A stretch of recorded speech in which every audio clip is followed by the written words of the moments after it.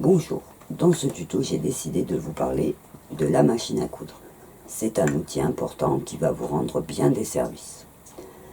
Il en existe beaucoup sur le marché, de marques différentes et à tous les prix. Alors pour commencer, je vous conseille de choisir une petite machine simple, même à petit prix, ça vous suffira pour faire vos premiers pas. Vous serez toujours à temps plus tard d'en changer pour en prendre une plus évoluée et un peu plus compliquée. À savoir que dans chaque marque, vous avez les premières machines. Ce que certaines dames appellent le bas de gamme présente pour nous l'avantage d'être simple d'utilisation. Et pour faire ses premiers pas, c'est important. Donc, j'ai choisi de vous parler de la machine à coudre à partir de celle que j'ai dans mon atelier. C'est une machine que j'ai payée moins de 100 € et qui me rend beaucoup de services. Même si toutes les machines à coudre sont différentes selon les marques, elles présentent toutes des points communs. Alors pour la partie enfilage du fil et canette, je vous laisserai vous reporter au petit livre qui est joint à votre machine, son mode d'emploi, parce qu'il change selon les fabricants et donc selon les marques. Aujourd'hui, je vais vous expliquer ce qui nous intéresse vraiment en pratique sur notre machine à coudre. Donc, le premier bouton, donc ici chez moi il se trouve en haut, mais il peut se trouver à un autre endroit, c'est le réglage de la taille des points. Ça peut être important, suivant les tissus qu'on coud, les épaisseurs, de pouvoir régler le point. Ici, j'ai un bouton, vous voyez, je vous montre, où j'ai le choix des points. Alors cette machine présente le point avant, le point de zigzag du plus petit au plus grand qui nous sert pour le surfilage des tissus. Vous avez un petit zigzag fantaisie, des petits points de broderie et la partie boutonnière qu'on peut faire à la machine. Voilà, ces quelques points suffisent largement pour commencer. Je vous parlerai aussi de la partie aiguille, où vous avez donc l'aiguille qui monte et qui descend pour la couture, et vous avez cette petite plaque qu'on appelle le pied de biche, qui monte et qui descend par une manette souvent placée à l'arrière de sa machine, qui est importante puisque c'est elle qui va tenir le tissu sur la machine. À savoir que c'est pareil, aujourd'hui on voit des fois des dames qui achètent beaucoup de pieds de biche. Moi, en 30 ans, j'utilise principalement le pied de biche plat qui est livré avec la machine et le pied de biche à fermeture éclair, dont je vous parlerai plus tard.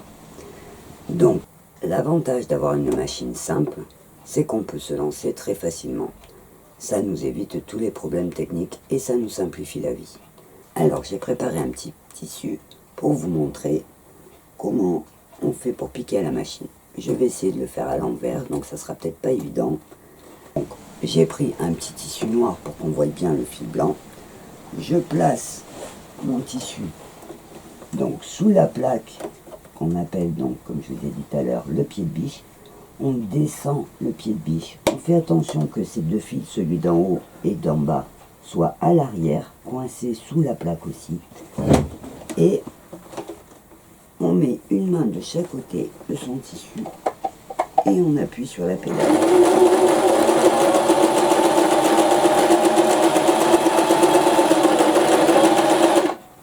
Voilà, quand on a fini, on soulève son pied de biche, on remonte l'aiguille avec la grosse roulette qu'il y a au bout de sa machine et on tire le fil et le tissu vers l'arrière. On coupe et voilà, je vous montre ici la couture au point zigzag. Alors si je vais faire une couture au point droit, je sélectionne sur ma machine le point droit, je sélectionne la taille du point. Voilà, si admettons je veux un point moyen, c'est entre le 2 et le 3, je vais mettre sur le 3 pour que vous voyez bien. Donc pareil, je mets mon tissu sous mon pied de biche, je descends mon pied de biche pour que mon tissu soit coincé, et là j'appuie. Quand j'arrive au bout, je soulève mon pied de biche, je remonte mon aiguille je tire le tissu vers l'arrière. Je coupe. Et voilà ma piqûre au point droit. Alors, la seule chose qu'il faut savoir au départ quand on commence, c'est qu'il existe sur les machines un petit bouton pour arrêter le fil. Sur ma machine, il se trouve ici. En appuyant sur cette petite barre, je fais un petit point arrière, ce qui va m'éviter d'avoir à arrêter le fil.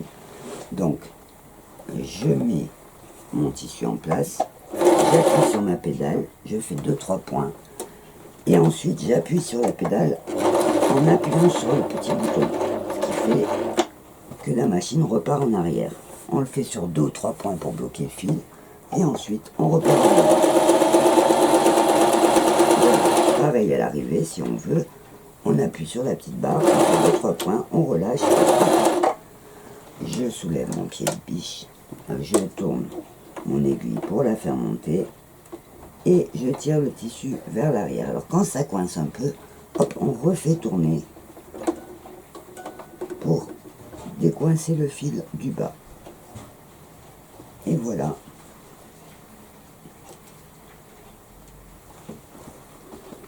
Et voilà. Donc j'écarte un peu les fils. Et voilà un échantillon des coutures. Donc ce que je vous conseille quand vous n'avez jamais utilisé de machine à coudre, c'est de prendre de vieux tissus et de piquer pour vous entraîner. Le geste est simple, il suffit de s'y habituer. Alors vous pouvez prendre des tissus blancs, tracer des lignes pour apprendre à piquer droit, mais sachez par principe que la couture droite viendra après quelques heures d'utilisation. Ne vous découragez pas si ça vous semble pas très beau au début, pas très droit. C'est en faisant qu'on apprend. Donc le seul conseil, c'est de s'entraîner. Voilà, j'espère que ce petit tuto vous aidera pour faire les premiers pas avec votre machine à coudre. Si vous n'avez pas de machine, vous pourrez en trouver sur le marché des pas très chers, mais pensez aussi à en parler à vos amis, à votre famille, parce qu'il arrive souvent qu'une vieille tante ou qu'une amie a une machine à coudre dans son placard qu'elle ne se sert finalement pas. Elle pourrait vous la prêter le temps de faire des essais avant de vous décider à acheter la vôtre. Je vous souhaite plein de petits moments de plaisir avec votre machine et je vous dis à bientôt.